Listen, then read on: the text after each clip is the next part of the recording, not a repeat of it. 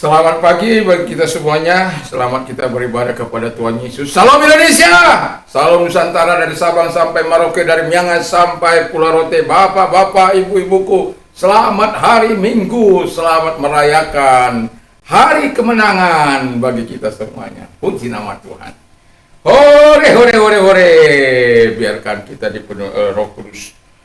Kita akan membaca dalam kitab Yeskiel 36. Ini agak panjang pembacaannya, ayat 22 sampai ayat 32, 10 ayat.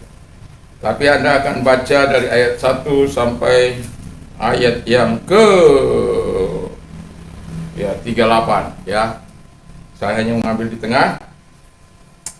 Demikian bunyi firman Allah, oleh karena itu katakanlah kepada kaum Israel, beginilah firman Tuhan Allah. Bukan karena kamu aku bertindak, hai kaum Israel, tapi karena namaku yang kudus, yang kamu najiskan di tengah bangsa-bangsa di mana kamu datang. Aku akan menguduskan namaku yang besar, yang sudah dinajiskan di tengah bangsa-bangsa, dan yang kamu najiskan di tengah-tengah mereka. Dan bangsa-bangsa akan mengetahui bahwa akulah Tuhan. Demikianlah firman Allah. Manakala aku menunjukkan kekudusanku kepadamu di hadapan bangsa-bangsa, aku akan menjemput kamu dari antara bangsa-bangsa dan mengumpulkan kamu dari semua negeri dan akan membawa kamu kembali ke tanahmu.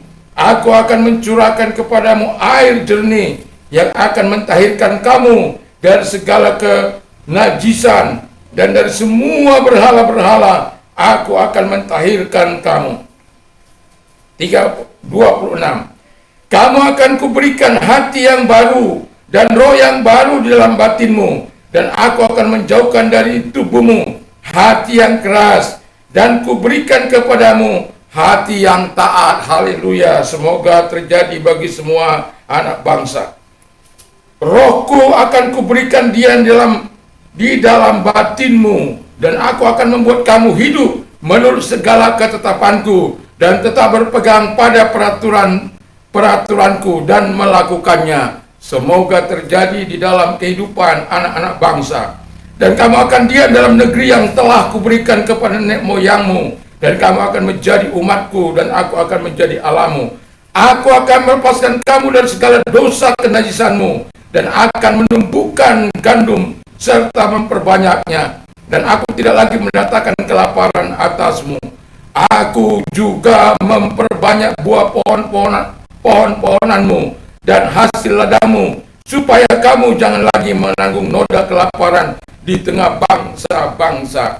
Dan kamu akan teringat kepada kelakuanmu yang jahat dan perbuatan-perbuatanmu yang tidak baik, dan kamu akan merasa mual melihat dirimu sendiri karena kesalahan-kesalahanmu yang keji. Bukan karena kamu aku bertindak, demikianlah firman Tuhan Allah kata. Demikianlah firman Tuhan Allah, ketahuilah itu.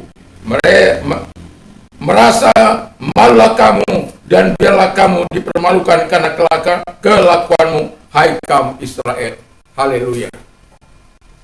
Puji nama Tuhan. Tema kita adalah pembaharuan sejati dari Tuhan. Pembaharuan sejati datangnya dari Tuhan. Ayat ini dari ayat 1 sampai ayat 38, kita akan menemukan betapa bangsa ini, bangsa yang tegar tengkuk, keras kepala, bebal kebal tebal, tidak mau tahu dengan hukum-hukum Tuhan, tidak mau tahu dengan peraturan-peraturan Tuhan. Sementara hidup manusia harus punya aturan. Anda bisa bayangkan kalau manusia atau bangsa atau satu keluarga tidak punya aturan, apa yang terjadi kira-kira? Maka yang terjadi adalah keributan. Yang terjadi adalah mau menang sendiri. Yang terjadinya adalah mau melakukan hawa nafsu dan kehendaknya, karena tidak ada aturan yang melarangnya. Itu sebabnya ada sebuah bangsa di mana bangsa itu diikat dengan undang-undang, dengan segala peraturan yang ada, supaya apa? Masyarakatnya sesuai dengan apa yang diharapkan oleh undang-undang itu. Tetapi mau saya katakan, pembaharuan sejati tidak datang dari undang-undang itu. Undang-undang kita takut dihukum. Karena kita takut, ya, didenda mungkin. Karena kita takut masuk penjara mungkin. Dan lain sebagainya. Tetapi kalau undang-undang ilahi yang diberikan oleh Tuhan kepada kita, pembaharuan yang Tuhan lakukan kepada kita, itu bukan karena kita takut, bukan.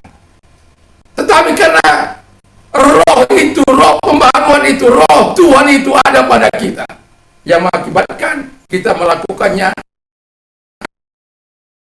Saya berpikir, karena apa? Saya tahu banyak tentang firman Allah, tentang bagaimana seseorang harus mengakui dosa-dosanya di hadapan Allah.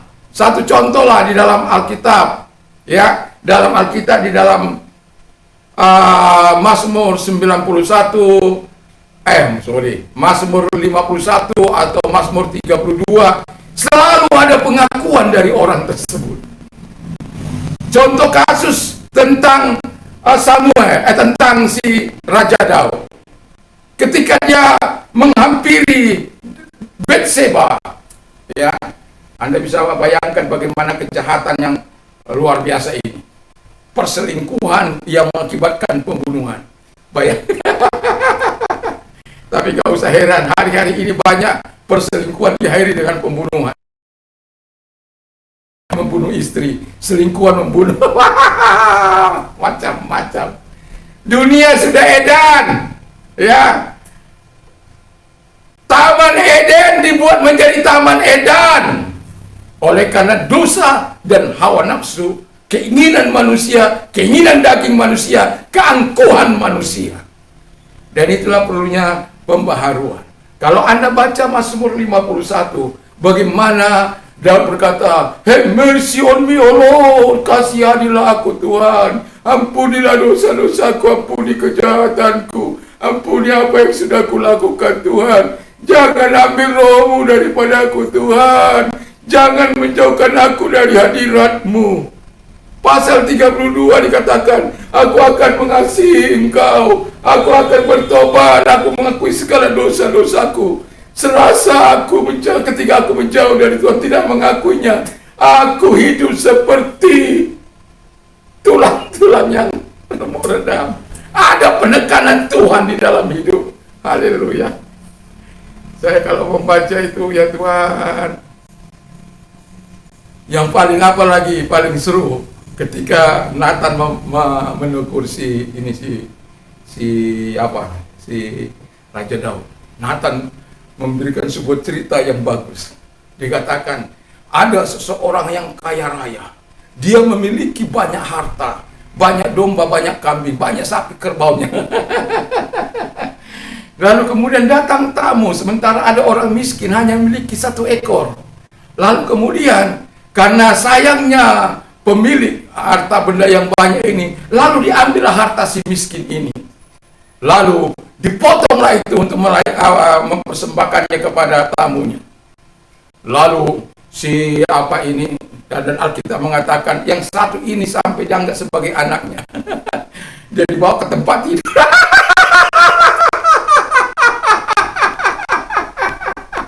Disayang begitu rupa. Tapi apalah daya, dia hanya seorang miskin, oleh orang kaya, mau diusir, mau diapa, terserah. Dia hanya bisa pasrah kepada Tuhan. Kalau Anda baca kisah yang paling kejam itu, Manase itu. Aduh, Manase itu orang-orang benar dihabisinya, orang-orang lawan politik dihabisinya, semua yang anaknya sendiri dihabisinya, dipersembahkan kepada dewa-dewi. Itu luar biasa. Dan akhirnya dia dibuang ke Asur. Lalu dia menangis, "Tuhan," dia katakan, "aku merendahkan hati, aku menyesal, aku adalah..."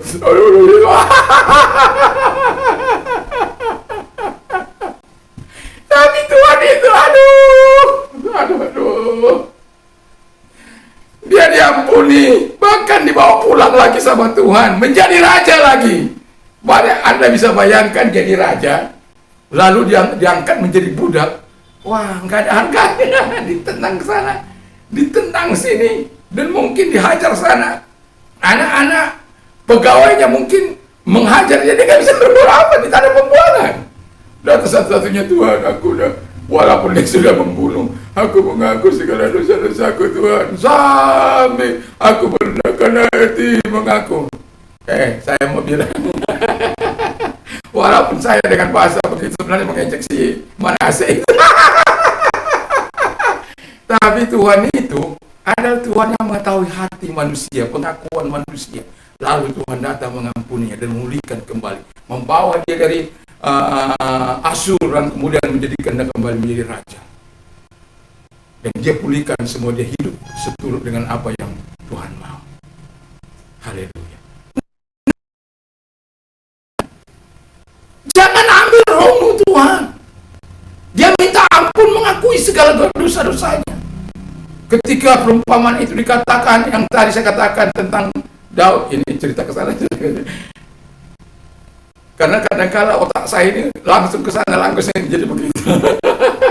Nah, lalu dikatakan orang itu harus dibunuh dan dia harus mengembalikan 4 kali lipat. Ya, artinya 4 domba harus dikembalikan. Orangnya, aku sudah memberikan istriku raja daripada Saul. Aku sudah memberikan Israel dan Yehuda kepadamu. Kalau kurang, aku akan memberikan lagi. Tapi engkau mengapa melakukan hal yang jahat di mataku? Lalu dia tarik tangan Tuhan, dia minta ampun pada Tuhan, minta ampun kepada Tuhan. Ketika dia sadar, dia yang harus dihukum, dia harus yang dimatikan. Mengampuninya, tetapi Alkitab katakan dari keluargamu tidak akan lepas pedang. Kau melakukannya dengan terang-terang, sembunyi-sembunyi aku melakukan terang-terang. Jangan pikir kalau kita melakukan dosa tanpa impact, tanpa pengaruh dalam keluarga. Pastilah orang Israel yang sudah melihat perbuatan-perbuatan Allah yang besar, melihat keajaiban Allah yang besar, dan mereka sudah menikmati segala kuasa, dan justru mereka melakukan apa yang jahat. Apa yang jahat? Penyembahan berhala. Mereka lakukan seperti yang dilakukan oleh bangsa-bangsa di sekitarnya, sehingga menajiskan nama Tuhan. Tapi kenapa saya katakan, kenapa tadi itu sebabnya saya ungkapkan, saya salut kepada Tuhan ini, karena kalau biasanya manusia minta ampun kepada Tuhan, baru Tuhan pulihkan. Tapi kali ini Tuhan yang datang untuk memulihkan bangsa ini. Sebenarnya ini perbuatan tentang Israel yang mengalami pembuangan, yang akan dijadikan sebuah bangsa 48 yang mereka sudah merdeka dan seterusnya. Tapi saya tidak sedang mengupas itu, tapi saya mau katakan bahwa Tuhan telah berjanji untuk umatnya bahwa dia akan memberikan Roh Kudus. Kalau dalam Yohanes 16 ayat 8 dan 10, when the Holy Spirit come, ketika Roh Kudus datang, He will convict the word of sin.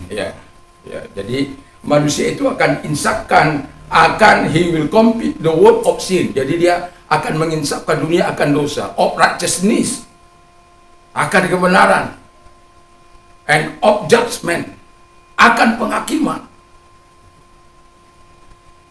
of sin, because they do not believe in me. Jadi kalau tidak percaya kepada Yesus, penghukuman yang akan datang, dosa yang akan datang. Karena apa? Rahmatnya begitu besar, pengampunannya begitu besar. Datanglah pada Yesus, minta ampun kepada Tuhan tentang apa yang sudah kita, hal-hal menipu istri, menipu keluarga, menipu suami, menipu anak-anak, menipu macam-macam sudah. Dosa-dosa yang kita lakukan. Yesus mampu memberikan pembaharuan yang sejati dalam hidupmu. Pembaharuan yang sejati hanya datang dari Tuhan. Pembaharuan yang sejati hanya datang dari Tuhan, bukan dari kekuatan manusia, bukan juga karena kehebatan manusia. Ada perlombaan kemarin itu Iron Man, orang-orang besi, orang-orang hebat itu, ya, orang-orang tangguh, ya. Saya tidak tahu berapa, walaupun ayah dari rumah saya tampak itu jalan, tapi saya walaupun dekat saya nggak pala bergairah untuk gitu-gitu. Saya lebih bergairah kalau saya membaca firman Allah daripada menonton, walaupun itu event internasional. Ya, tapi udah dibuat Iron Man, ya, Iron Man itu manusia besi. Ya karena apa? Supaya cukup jauh lah mereka naik sepeda, mungkin berenang, mungkin lari dan lain sebagainya. Nah, jadi yang mau saya katakan adalah ayat 27-nya saya akan dikatakan demikian. Rohku akan kuberikan diam di dalam batin.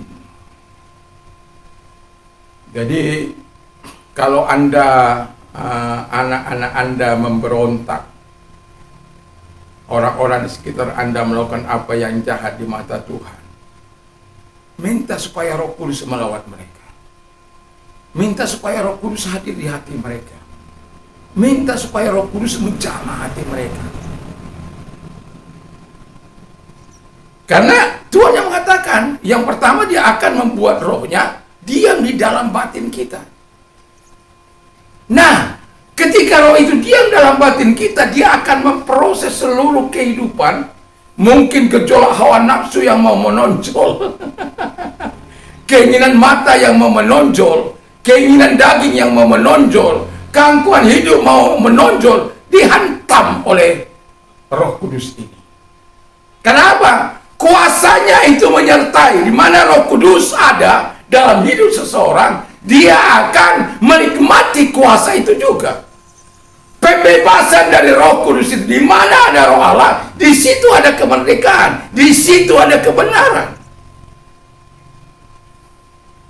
Banyak kali orang mengaku, saya mau katakan, ketika Anda penuh dengan Roh Kudus, Anda perlu cek apakah Anda hidup dalam ketaatan. Apakah Anda hidup dalam melakukan kebenaran firman Allah?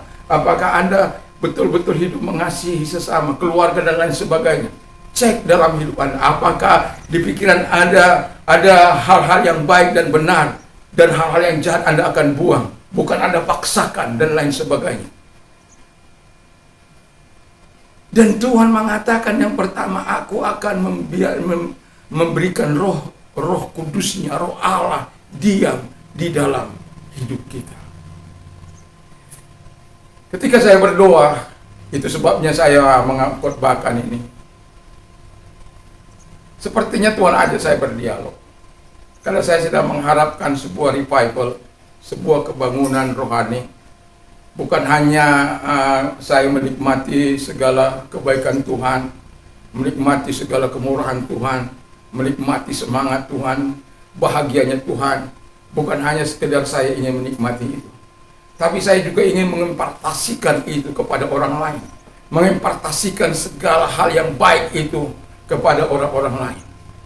Sehingga doa saya kepada Tuhan adalah bagaimana supaya terjadi revival di kota saya, di manapun, atau sedang di link doa kami yang ada Jabalong, kami membawanya kepada Tuhan. Dan ketika Tuhan mengatakan bahwa semua bisa terjadi, semua apa yang kau katakan itu, apa yang kau doakan itu, hanya bisa terjadi kalau Roh Kudusku ada di dalam hidup orang tersebut. Makanya saya katakan setelah itu saya katakan revival, holy fire, holy Jesus, holy fire, holy fire, holy fire, holy fire. Feel. Penuhi. Isi. Feel them. Feel our society. Feel our nation. Feel our neighbors. Feel our, our church. Padahal kalau sudah itu terjadi, haleluya. Senanglah, penjara kosong. Orang jahat tidak lagi, penipu nggak ada lagi. Kenapa? Semua akan hidup seturut apa yang Tuhan mau. Kalau kita baca tadi dari pembacaan tadi, kita kan lihat bagaimana pembaharuan itu lakukan, pembaharuan spiritual dan pembaharuan physically.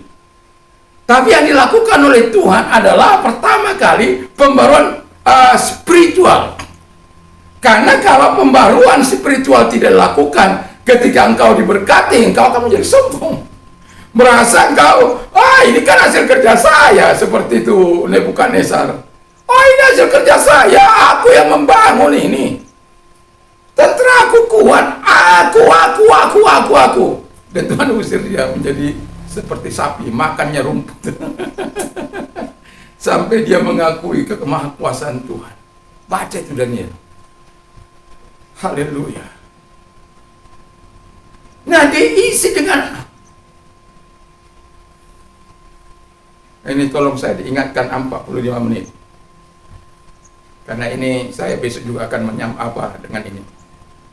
Sudah berapa menit, tolong, saya sudah lupa. Kadang-kala saya itu kalau sudah nggak diingatkan itu susah.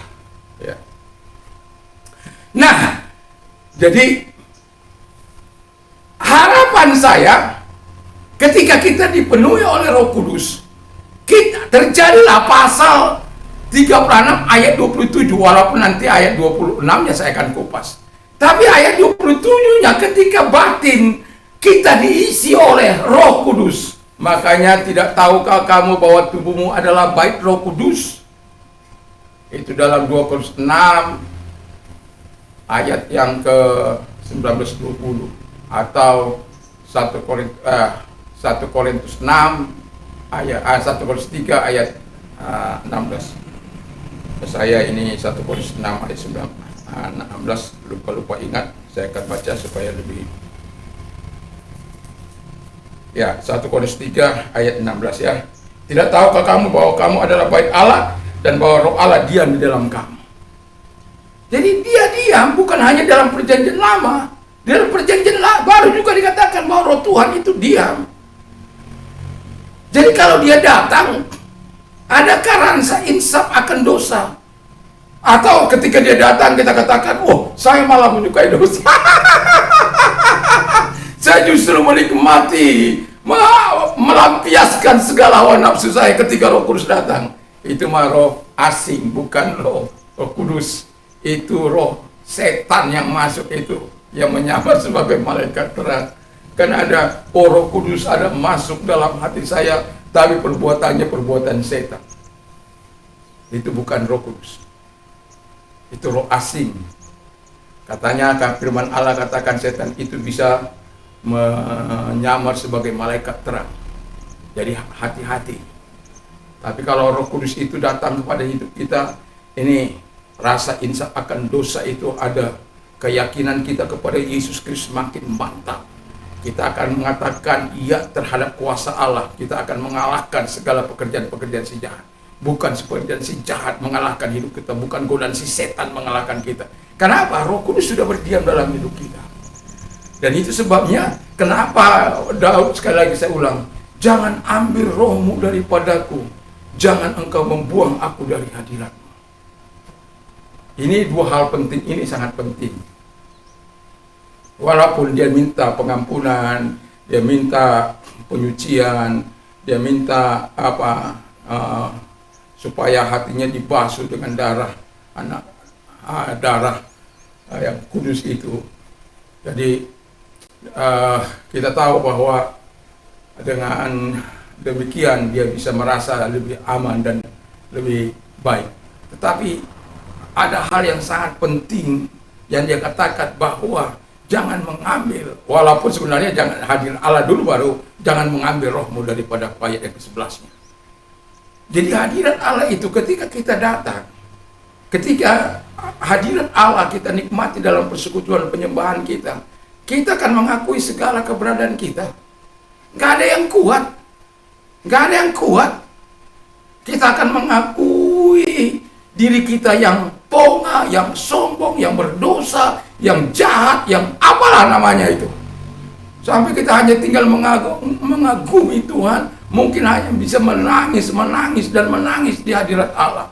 Mungkin ingusnya pun terasa coklat. Nggak peduli dia. Karena apa?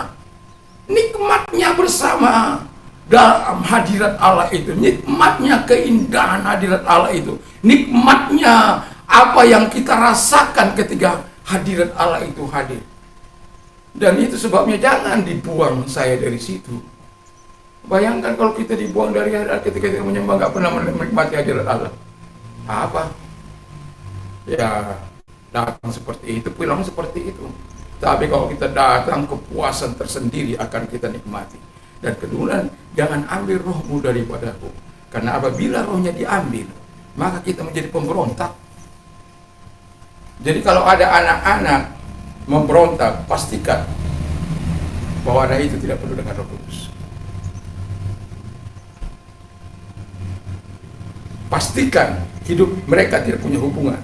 Sehingga Anda bisa mengantisipasi untuk terus berdoa kepada Tuhan. Untuk terus minta pertolongan Tuhan. Ya kadang memang perlu cambuk mungkin, tongkat mungkin, seperti bagaimana firman Allah kepada anak-anak yang kurang ajar yang tidak taat.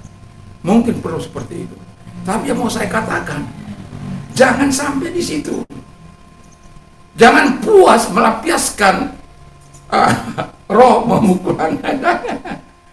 Tapi ada hal yang jauh lebih penting, yaitu mendoakannya supaya Roh Kudus masuk dalam hatinya. Dan kalau Roh Kudus masuk dalam hatinya, Anda gak usah repot. Dia akan menjadi anak yang taat, anak yang dengar-dengaran. Bukan hanya karena kekuatan manusianya, tidak. Tapi karena dia ingin menyenangkan hati Allah. Karena dia sadar apa fungsinya sebagai anak. Dia akan tahu apa manfaatnya. Jadi gak usah Anda kalaupun harus memuncak amarah Anda, udah diperingati nggak mau, ya. Tapi jangan lupa untuk terus berdoa agar Roh Kudus. Kalau ada di tengah-tengah masyarakat kita yang tinggal hidup dalam dosa, minta supaya Roh Kudus. Karena firman Allah katakan bahwa yang bisa mengubah mereka hanya Roh Kudus. Kalau ada keluarga yang hidup pada cekcok, minta Roh Kudus untuk terlibat di dalam. Masuk ke dalam hati setiap orang. Haleluya. Anda pernah menangis mungkin ketika Anda melihat orang sedang berjalan menuju maut.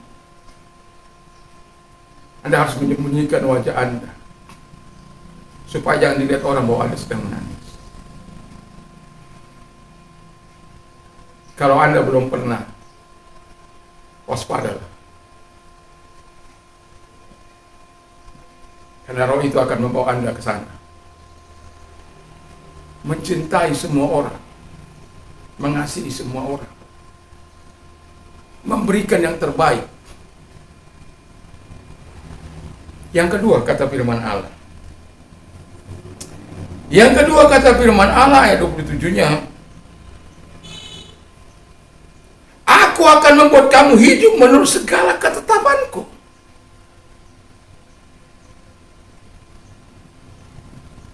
Pemazmur 119 ayat 17 dikatakan, I have chosen the way of truth. Aku telah memutuskan, aku telah memilih jalan kebenaran. Lalu dikatakan, I have set my heart to your law. Haleluya. Jadi aku telah menetapkan hatiku untuk berpegang pada firman-Mu. Bahkan dikatakan, I run in the path of righteousness. Aku lari kepada jalan yang sempit itu, jalan kebenaran itu. Because you have set my heart free. Sebab engkau telah membebaskan hatiku. Jadi kalau orang sudah dibebaskan Roh Kudus, hatinya bersuka cita. Bangun pagi jam 4 itu nggak akan berat. Memuji Tuhan, mengagungkan Anda nggak akan berat. Karena apa? Yesus saja memberikan teladan pagi-pagi sekali. Early in the morning. Pagi-pagi sekali. Jam 4. Waktu saya di Sumatera, itu 3:30 sudah mempersiapkan diri untuk bisa di link doa jam 5. Jam 4 di sana, jam 5 di sini. Di 3:30 itu saya sudah duluan datang. Walaupun dalam keadaan fisik yang kadang lemah. Tapi kita sebagai manusia, kita memang Tuhan berikan itu untuk yang dikatakan tadi, tinggal rohnya, lalu rohnya itu membuat kita untuk melakukan ketetapan-ketetapannya, mengikuti ketetapan-ketetapannya, mengikuti ajarannya. Saya kasih apa dulu? Mazmur. Saya belum hafal sekali ini, ya, Mazmur 19.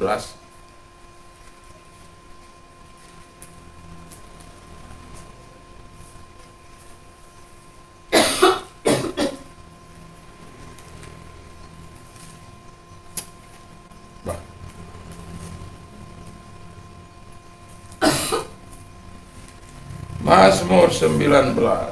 Kok ayub lagi. Terlalu banyak sekat-sekat di Alkitab saya ini soalnya. Ini dia.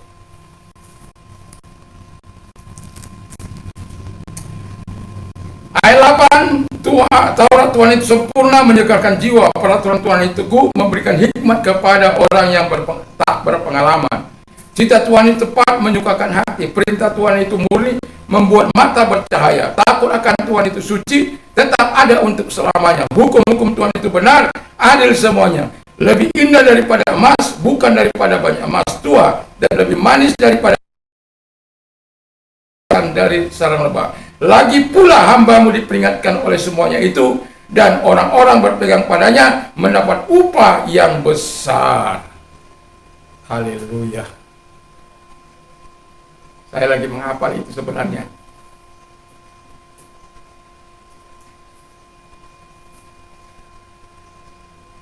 Jadi Tuhan memberikan kepada kita pembaharuan yang sejati yang datangnya dari Tuhan. Bukan rekayasa manusia, bukan karena kehebatan manusia, tapi memang perbuatan Tuhan yang hadir dalam hidup kita. Terus,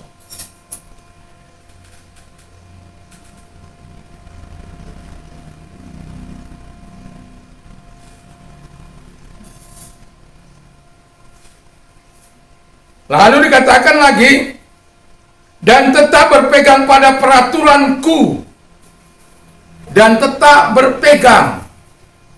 Ada satu ayat dalam Mazmur 119.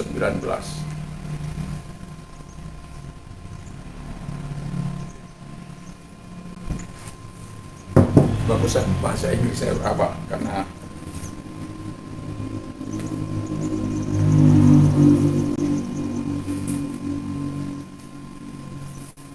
Mazmur 119 ayat 31. I hold fast to your statute, O Lord. Do not let me be put to shame. Do not let me be put to shame. I hold fast. Aku memegang erat-erat hukum-hukum firman-Mu. Jadi kalau kita berpegang pada firman Allah, itu sesuatu yang sangat luar biasa. Makanya ada ayat 57 dikatakan, seringkali saya katakan ini, you are my portion, O Lord. Engkaulah bagian hidupku ya Tuhan. Engkaulah bagianku. I hold fast your statute. You are my portion. I have promised to obey your word. Aku telah berjanji untuk taat terhadap firman. Haleluya. Puji Tuhan. Jadi ketika pembaruan datang kepada Tuhan, gak usah takut. Kalau Anda melihat orang-orang jahat di sekitar kita yang dipenuhi oleh Roh Kudus, lalu kemudian dia berubah, menyerahkan hidupnya dan melakukan apa yang baik di mata Tuhan, mungkin Anda katakan, oh itu mah perbuatan apa untuk menutup dosanya. Tapi saya mengatakan perbuatan dari Roh Kudus itu mengubah dari dalam, bukan mengubah dari luar. Dia mengubah dari batin kita yang paling dalam. Sumbernya akan dibereskan oleh Tuhan, supaya sumbernya mengeluarkan yang bersih. Kalau sumbernya jahat, maka yang keluar jahat. Tapi kalau sumbernya bersih, yang keluar juga bersih. Demikian kalau Tuhan datang di batin yang paling dalam ini, Dia akan membaharui pikiran kita, hati kita, roh kita, jiwa kita, hidup kita, tubuh kita, sehingga kita bisa berkata, aku akan mempersembahkan roh, jiwa, dan tubuhku sebagai persembahan yang hidup dan berkenan, yang sempurna di hadapan Allah. Haleluya. Yang terakhir dikatakan di situ dan melakukannya. Jadi Anda sudah pegang, sudah mengikutinya, dan Anda harus hidup dalam melakukan firman Allah. Berbahagialah orang yang mendengar firman Allah dan melakukannya dalam hidupnya. Kalau kita hanya sebagai pendengar, itu hanya menjadi sia-sia. Dan Roh Kudus akan menolong kita untuk melakukan apa yang berkenan di hadapan Tuhan. Kita tidak akan melakukan apa yang jahat di mata Tuhan. Jangankan yang jahat, ide-ide saja, ide-ide pikiran yang misalnya, aku benci orang itu, atau aku gak suka orang itu. Haleluya.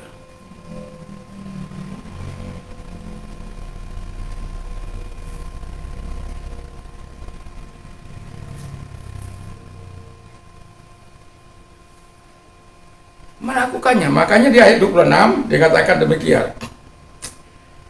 Kamu akan kuberikan hati yang baru dan roh yang baru di dalam hatimu, dan aku akan menjauhkan dari tubuhmu hati yang keras, dan kuberikan kepadamu hati yang taat. Taat untuk menuruti perintah Allah, taat untuk melakukan kehendak Allah, taat melakukan apa yang berkenan di hadapan Allah. Gampang? Tidak. Tapi bersama dengan Allah, kita akan melakukan hal-hal yang besar. Itu sebabnya seringkali saya perkatakan firman Allah, karena saya tahu iman timbul dari pendengaran firman Kristus. Roma 10 ayat 17. Kalau baca firman Allah sendiri, perkatakan itu.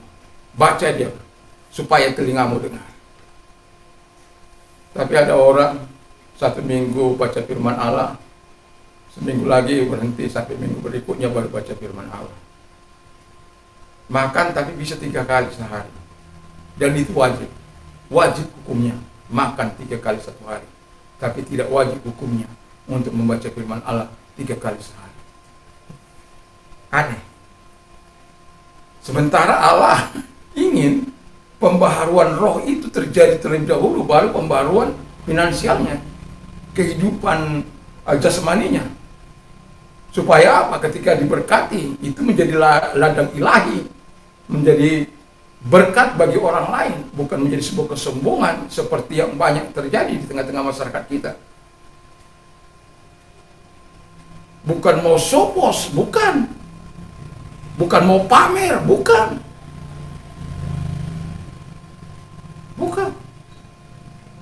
Tapi dengan harta yang diberikan oleh Tuhan itu, makanya Tuhan katakan, ketika Tuhan memberkati, manusia itu harus memuliakan Allah dengan hartanya itu. Manusia harus memuliakan Allah dengan hartanya, dengan hidupnya. Jadi hidupnya dulu baru hartanya. Tapi manusia itu harus memuliakan Allah dengan hartanya. Bukan melawan Allah dengan hartanya. Bayar untuk kekacauan, bayar untuk bayar provokator, bayar untuk bayar ormas-ormas, bayar untuk ini, bayar untuk itu, mengacaukan pemerintah, bayar untuk melakukan bom sana, bom sini, bayar.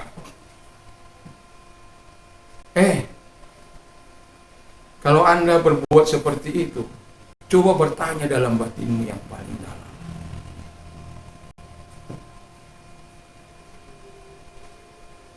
Apa iya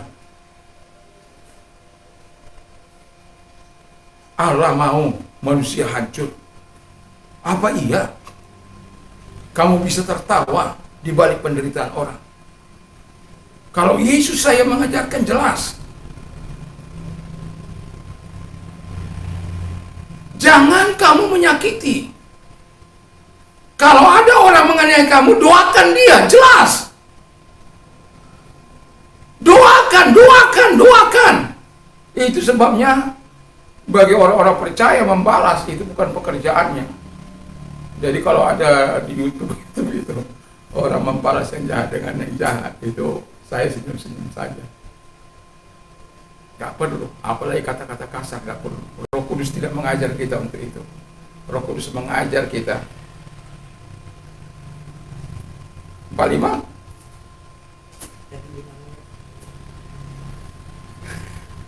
Jadi bayangkan kalau Roh Kudus itu masuk kepada semua hati manusia. Haleluya. Saya bayangkan kota saya, semua Roh Kudus masuk, memberikan kebaikan kepada semua orang. Mentaati, pemerintah akan senang, polisi akan senang, karena tidak ada lagi orang yang melakukan kejahatan, tidak ada lagi orang melakukan penipuan, tidak ada lagi orang melakukan pembunuhan, tidak ada lagi orang melakukan perselingkuhan, tidak ada lagi orang melakukan tipu sana tipu sini, tidak ada lagi orang korupsi, tidak ada lagi orang manipulasi. Haleluya. Dan saya berdoa supaya pembaruan sejati itu datang dari Tuhan itu di tengah-tengah masyarakat, di tengah-tengah gereja, di tengah-tengah bangsa ini.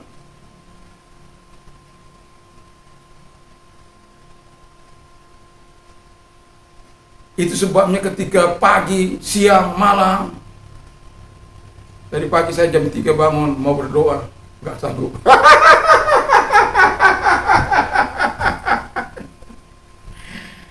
Ya masih kantuknya begitu luar biasa. Tapi jam 4 saya bangun kembali, jam 4.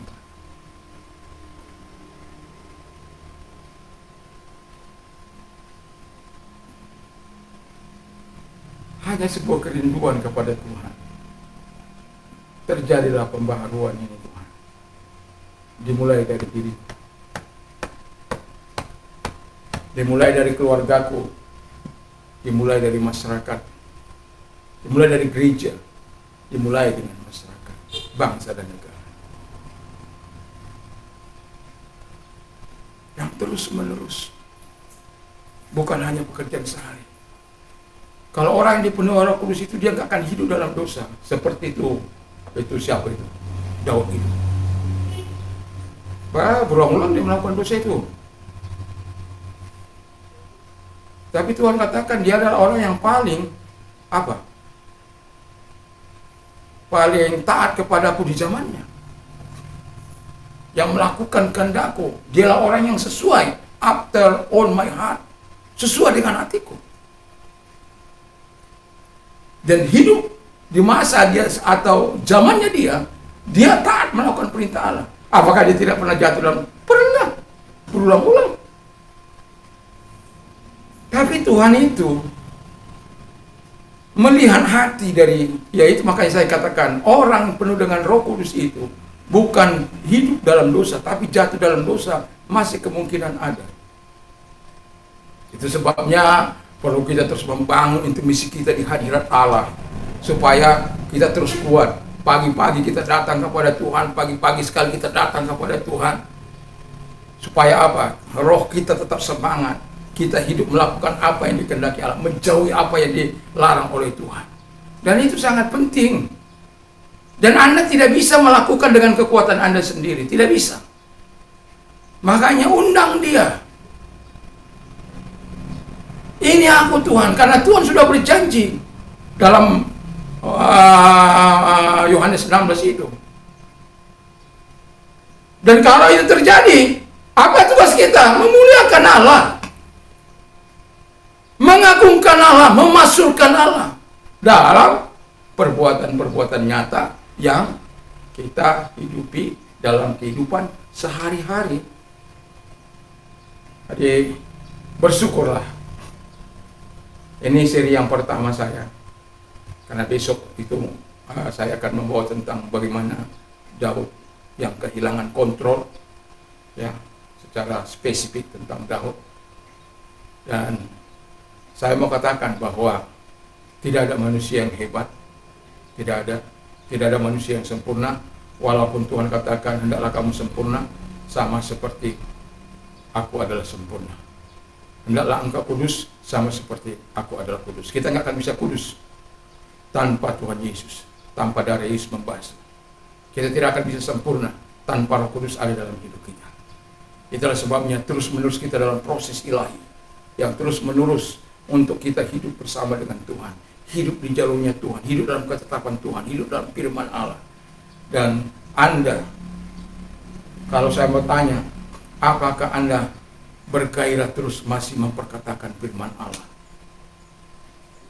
Kalau Anda masih bergairah memperkatakan firman Allah dalam hidup Anda, itu Anda sedang hidup untuk terus berjaga kekudusan Allah menjaga rohnya itu tetap eksis dalam hidup kita.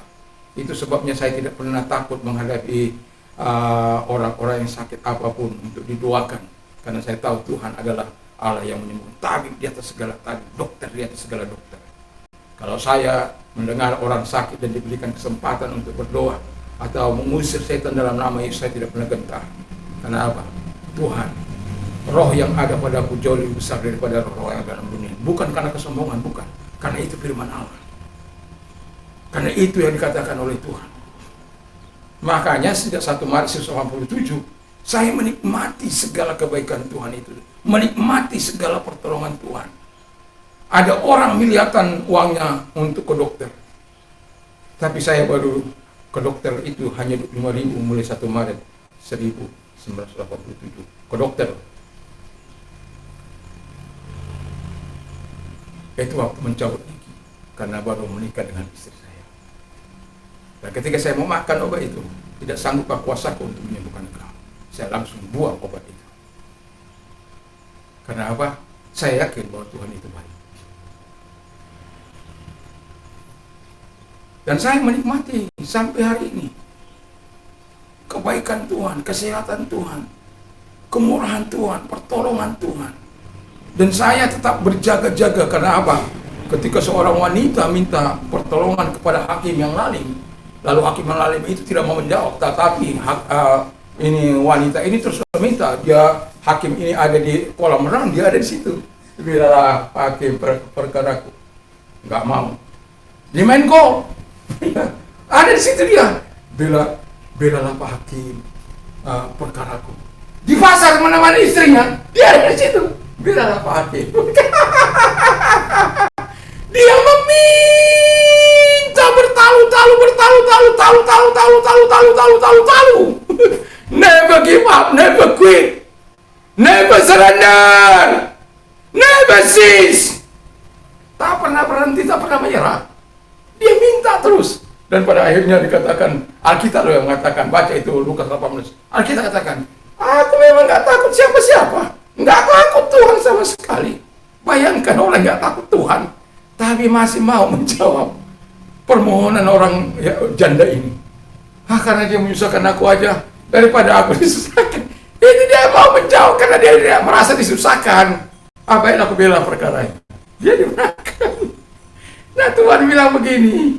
Nah, kalau hakim yang lalim saja tahu memberikan pemberian yang baik kepada wanita itu, apalagi Bapamu yang di surga. Bapamu yang di surga itu bukan hakim yang lalim, bukan hakim yang jahat. Dia Allah yang penuh belas kasihan, dia penuh rahmat, dia penuh pengampunan, dia penuh anugerah. Tapi satu hal yang membuat saya selalu waspada. Tapi ketika aku datang di muka bumi ini, apakah aku mendapatkan iman di bumi ini? Saya mau ingatkan, karena hari-hari ini krisis iman itu sangat tampak jelas. Orang tidak lagi mengandalkan Tuhan dalam sepenuh hidupnya. Anda tidak dilarang untuk berobat, Anda tidak dilarang untuk melakukan pekerjaan, Anda tidak dilarang. Tapi Anda betul-betulkah ketika Anda untuk melakukan itu semua berdasarkan iman yang kepada Kristus, atau hanya sudah kegiatan rutinitas, kebiasaan yang terjadi? Sehingga Anda, kalaupun nanti sakit ada dokter. Enggak lagi Tuhan, enggak lagi ada Tuhan. Tuhan, aku butuh kekuatanmu. Pagi-pagi Anda datang, aku butuh Tuhan, aku butuh kuasamu, aku butuh urapanmu, aku butuh penyertaanmu, aku butuh Engkau. Kalaupun aku dalam kekurangan, aku bisa menanggungnya kalau Engkau bersama dengan Engkau. Kalaupun aku dalam persoalan, aku bisa menanggungnya kalau Engkau bersama dengan aku. Bayangkan kalau Tuhan bersama dengan kita. Bagaikan seorang ayah kepada anak-anaknya. Anak ayahnya akan bertanggung jawab, keluarganya, orang tuanya akan bertanggung jawab kepada anak-anaknya. Apalagi Bapa yang di surga. Dia Bapa. Dia sekali-kali tidak akan meninggalkan kita. Dalam Ibrani 13 ayat 5 dan 6 itu. Sekali-kali tidak akan meninggalkan engkau. Tapi sudah kita terima pembaruan dari Tuhan itu. Sudahkah kita terima pembaruan sejati dari Tuhan itu, yang mengakibatkan kita melakukan apa yang menyenangkan Tuhan. Restorasi itu dilakukan Tuhan bukan hanya pada rohanimu, tapi dia juga melakukan pada ekonomimu. Itu sebabnya mari terima restorasi dari Tuhan, terima pembaharuan dari Tuhan, supaya engkau melihat doa-doamu dijawab oleh Tuhan. Bahkan kata firman Allah, kalau Anda baca tadi kan jelas bahwa yang tadinya hasil ladang mereka kurang akan dibuat berlimpah-limpah. Yang tadinya mereka pekerjaan mereka tidak tampak akan dibuat bermanfaat dan lain. Pohon-pohonnya yang tadinya buahnya tidak ada akan dibuat berlimpah-limpah. Siapa yang melakukannya? Tuhan. Jadi kalaupun apa yang Anda kerjakan, kata firman Allah, aku akan membuat. Baca itu Ulangan 28. Tetapi menjadi kepala. Haleluya. Ada banyak janji Tuhan di situ. Terima. Itu pembaruan ekonomimu. Tapi jangan lupa ayat 1 dan 2 itu. Di mana dikatakan kalau engkau sungguh-sungguh mendengar suara Tuhan Allah dan melakukannya. Dan itulah sebabnya kita bisa mempercayai itu sepenuhnya kalau kita mengalami pembaruan sejati dari Tuhan. Saya berharap pembaruan Tuhan sejati datang daripada kita dengan rela membuka hati bagi Tuhan. Ini aku Tuhan. Aku ingin taat, aku ingin hidup menurut kehendak-Mu. Aku ingin Kau penuhi dengan hatiku dengan rohmu, batinku yang paling dalam ini, supaya aku bisa mengikuti firman-Mu dan hidup dalam ketetapan-ketetapan dan menuruti ataupun taat dalam kehendak Bapa di surga. Mari kita tunduk kepala dan kita berdoa. Saya undang kita berdiri. Terima kasih Tuhan Bapa di surga buat segala kasih karunia yang Kau berikan bagi kami, di mana Tuhan menyatakan segala kebaikan dan permohonan kami kepadamu Tuhan sebagaimana yang Kau kehendaki, yaitu supaya kami dipenuhi oleh Roh Kudus-Mu, pembaharuan sejati datang kepada setiap kami, kepada gereja-Mu, kepada anak bangsa, kepada bangsa-bangsa, sebab Engkau berkata apa yang dapat kugoncang akan kugoncang, bangsa-bangsa akan aku goncang, langit dan bumi akan aku goncang. Dan kami telah melihat goncangan selama 2 tahun ini, di mana ternyata bangsa-bangsa sekuat apapun kolaps dalam keadaan tertati-tati. Itu belum seberapa Tuhan, belum seberapa. Tapi semua Tuhan punya maksud dan rencana supaya setiap kami yang melakukan apa yang jahat di mata Tuhan berbalik kepada Tuhan, supaya kami bisa melihat restorasi sepenuhnya, seutuhnya dari Tuhan dalam kehidupan kami, dalam keluarga kami, dalam gereja yang kami layani. Terima kasih Bapa di surga, terima kasih. Kami sungguh bersyukur, kami ingin melihat restorasi yang sejati itu di tengah-tengah masyarakat kami, di tengah-tengah kota kami, di tengah-tengah bangsa kami Tuhan, di dalam nama Tuhan Yesus. Karena perjuangan kami bukan melawan darah dan daging, tapi melawan pemerintah-pemerintah, penguasa-penguasa, penghulu-penghulu yang gelap, dan roh jahat di udara. Setan-setan itulah lawan kami. Tuhan Bapa di surga, itu yang membuat orang gelap mata, itu yang membuat setan itu memberontak, setan itu membuat orang melakukan apa yang jahat, membunuh, membinasakan. Karena memang pekerjaan adalah mencuri, membunuh, dan membinasakan. Tapi Yesus datang untuk melepaskan manusia dari segala ikatan. Itu sebabnya dalam nama Yesus kami perintahkan segala mereka yang diikat dilepaskan oleh setan dalam nama Yesus. Keangkuhan manusia dirobohkan, dalam benteng-benteng keangkuhan dihancurkan dalam nama Yesus. Datanglah Tuhan Roh Kudus-Mu bagi kami semuanya, Tuhan, bagi kami semuanya, bagi gereja-Mu, bagi umat-Mu, bagi bangsa, bagi masyarakat kami. Datanglah Holy Fire. Haleluya, haleluya, haleluya. Terima kasih Tuhan, terima kasih. Kami sungguh bersyukur, kami berterima kasih kepadamu. Dan Anda yang merasa sakit, apapun sakit Anda, mari, kalau engkau sakit taruh di tempat yang sakit, saya akan berdoa bagi Anda. Dalam nama Tuhan Yesus Kristus, mereka-mereka yang menumpangkan tangan di atas mereka yang sakit, hadir kepada mereka Tuhan, menjamah dan menumpangkan tangan atas mereka. Di dalam nama Yesus segala sakit penyakit tumpangkan tangan atas mereka, dan aku memerintahkan segala sakit penyakit dalam nama Yesus keluar, tinggalkan dan datang kepadamu dengan roh kesembuhan-Mu Tuhan. Sembuhkan mereka secara total, baik itu dari kanker mereka, dari ginjal mereka, dari jantung koroner mereka, dari keadaan apapun mereka Bapa di surga. Pulihkan mereka semuanya, sembuhkan dalam nama Yesus. Dan kalau Anda yang mau menerima Yesus sebagai Tuhan dan Juru Selamat, mau mengundang Yesus masuk atau Roh Kudus masuk dalam, kalau engkau orangnya, kau mau dipenuhi, jangan lihat kehidupanmu, latar belakang kehidupanmu, lihat memberikan restorasi sesungguhnya kepada. Kalau engkau orangnya, mari ikuti doa saya. Tuhan Yesus, saya sadar saya orang berdosa, saya mengaku segala kelemahan dan dosa-dosa yang telah aku perbuat. Ampuni segala dosa-dosaku, basuh aku dengan darah-Mu, dan biarkan Roh Kudus-Mu tinggal atasku dan memimpin hidupku, dan Engkau menjadi raja atas kehidupanku. Terima kasih Bapa, terima kasih Roh Kudus, dan Engkau menjadi Tuhan bagiku untuk selama-lamanya warga negara surga. Dan bagi Anda yang mengalami masalah dalam keimanan, begitu sulitnya Anda mau hidup bersama dengan Tuhan, oh, lihatlah bagaimana Paulus yang dengan berapi-api, dengan semangat 45 yang begitu luar biasa untuk membunuh, membinasakan orang-orang yang percaya kepada Tuhan. Tapi di tengah perjalanan menuju Damaskus, Tuhan atau Damsik, Tuhan menyembuhkan dia, Tuhan menolong dia, dan akhirnya dia dilihatlah bahwa Tuhan sangat dahsyat.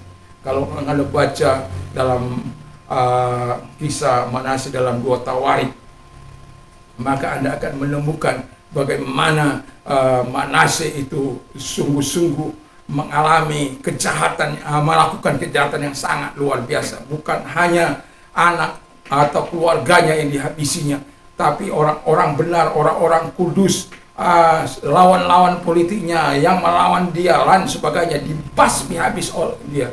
Sampai akhirnya karena muaknya Tuhan, akhirnya dia dibuang. Tapi di tengah-tengah pembuangan itu dia sadar, dia insak, dia bertobat. Betapa selama ini yang kulakukan itu salah. Dia muak, dia jijik terhadap dirinya. Ketika orang dipenuhi Roh Kudus pertama kali yang dia, ini saya mau katakan, pertama kali yang Anda rasakan adalah muaknya Anda terhadap diri Anda, terhadap keadaan Anda. Tapi itu hanyalah proses saat, bahwa semuanya Tuhan ubahkan begitu indah, begitu luar biasa, dan biarkan dia terus berkarya. Dan kalau engkau orangnya, mari angkat tanganmu, mari kita berdoa. Tuhan, mereka yang mengangkat tangan di hadapanmu, datang kepada mereka, ubahkan hidup mereka, berjumpalah dengan mereka, salurkan kuasa-Mu kepada mereka, sehingga mereka, Tuhan, penuh dengan Roh Kudus-Mu, dan mereka melakukan apa yang baik dan benar di mata Tuhan. Dan sehingga mereka menjadi generasi-generasi Samuel, generasi Sadrak, Mesak, Abednego, Daniel, generasi Yusuf yang sungguh-sungguh tangguh hidup bersama dengan Tuhan. Ketika mereka dipercaya, mereka mampu melakukan tugas dan tanggung jawab itu dengan baik dan benar. Terima kasih Bapa di surga. Dan bagi Anda yang mengalami persoalan, kami mari, apapun persoalan Anda, Yesus mengundang Anda, marilah kepada aku, hai kami yang letih lesu dan berat, aku akan memberikan kelegaan bagimu. Kalau engkau orangnya, mari angkat tanganmu di dalam nama Tuhan Yesus. Kedua belah tanganmu angkat. Tuhan, tanda penyerahan diri kami mengangkat kedua belah tangan kami di hadapan Bapa di surga. Kami tidak kuat Tuhan menanggung semua ini, tapi kami tahu Tuhan kami itu Tuhan yang jauh lebih besar dari persoalan kami, dari segala apa yang kami alami. Dan itu sebabnya Engkau datang kepada mereka. Tuhan, tolong mereka, apapun situasi dan kondisi mereka, mari Engkau tolong selesaikan utang-piutang mereka, rumah tangga mereka, bisnis mereka yang terhalang oleh karena penipuan yang dilakukan orang-orang yang tidak bertanggung jawab. Engkau hadir kepada mereka Bapa di surga. Dalam nama Yesus Engkau selesaikan. Tuhan punya cara untuk menyelesaikan. Dan apapun persoalan kehidupan mereka, Tuhan menolong mereka sehingga damai sejahtera Allah tetap tinggal dalam hidup mereka. Kalau Tuhan dalam kehidupan mereka mau maksud Tuhan untuk mentraining mereka, Engkau tetap menguatkan mereka sehingga Tuhan, mereka tetap kuat di dalam Engkau, karena Engkau berkata, I will be with him in trouble. Saya akan menyertai dia dalam kesusahannya. Terima kasih Bapa di surga, sehingga maksud dan rencana Allah yang jelas, bahwa ketika Engkau terus menyertai, yang jelas pasti Allah melepaskan dia dan memuliakan. Nama Tuhan dipuji dan dipermuliakan. Terima kasih Bapa di surga. Dan bagi Anda orang-orang muda, kami berdoa bagi orang-orang muda supaya Tuhan memberkati mereka, baik yang bergerak dalam bidang politik, baik bidang bisnis, baik spiritual. Tuhan datang kepada mereka, berikan roh yang dari Tuhan itu bagi mereka, seperti Sadrak, Mesak, Abednego di tanah pembuangan. Mereka dapat menjadi alat yang mumpuni ketika Yusuf dibuang. dan alat yang memerdekakan, yang memberikan, yang mengatur supply selama 7 tahun di negeri yang penuh dengan kelaparan. Itu Bapak, 14 tahun di dalam pemerintahan untuk melakukan sebuah terobosan yang terbaik di Mesir pada waktu itu, memelihara bangsanya, bangsa Mesir dan bangsanya sendiri atau bangsa-bangsa lain yang di sekitarnya. Terima kasih Bapak di surga, terima kasih. Begitu Engkau baik Tuhan Bapak di surga. Orang diberi kesempatan bukan menyalahgunakan wewenang, tetapi sungguh-sungguh melakukan untuk kesejahteraan bagi masyarakat yang diaturnya, yang dipimpinnya Bapa di surga. Terima kasih, kami bersyukur, kami berterima kasih. Itulah sebabnya orang-orang muda kami doakan supaya terus diberkati oleh Tuhan, dipelihara oleh Tuhan. Mereka yang berkati, yang bisnis juga diberkati, dalam spiritual juga diberkati. Semua kami diberkati oleh Tuhan. Terima kasih. Datanglah pembaharuan sejati yang dari Tuhan itu, ya, dalam diriku, dalam keluargaku, dalam gerejaku, dalam masyarakat kami, dalam bangsa kami, bahkan bangsa-bangsa Tuhan. Di dalam nama Yesus kami bersyukur dan berdoa. Sekarang pulanglah dengan membawa damai sejahtera daripada Tuhan Yesus Kristus. Kecintaan Bapa dan suka persekutuan kuasa Roh Kudus menyertai mulai saat ini sampai Maranatha. Dalam nama Yesus, haleluya. Amin.